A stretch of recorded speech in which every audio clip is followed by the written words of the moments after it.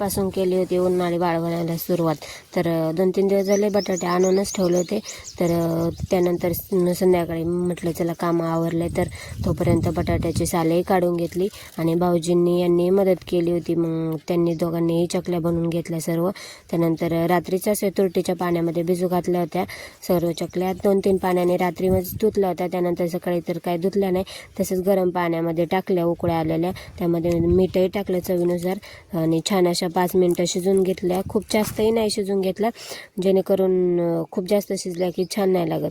त्यानंतर सर्व चकल्या अशा पसरून घेतल्या. तितक्या वेळ बटाटे सोलण्यासाठी लागत नाही, इतक्या वेळ बटाटे पसरवण्यासाठी लागत होता. सर्व चकल्या वगैरे पसरून घेतल्या. त्यानंतर थोडासा टाईम होता माझ्याकडे, तर म्हटलं चला बटाट्याचा किसही बनवून घेऊयात. मग 2 पदार्थ तर होऊनच जातील. त्यानंतर बटाट्याची सालही काढून घेतली किस बनवण्यासाठी. किसाला काही छोटे असले तरी पण चालतात. त्यानंतर किसणीने किसून घेतला.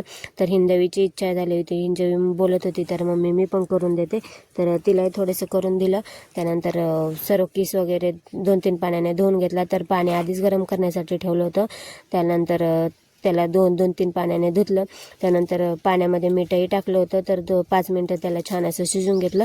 तर किस सर्व पसरून वगैरे घेतला आणि संध्याकाळच्या वेळेमध्ये असा काही किस आणि वेपर्स दिसत होते. खूप छान असे वाळे होते. चला तर भेटूया पुढच्या ब्लॉगमध्ये. तोपर्यंत बाय बाय.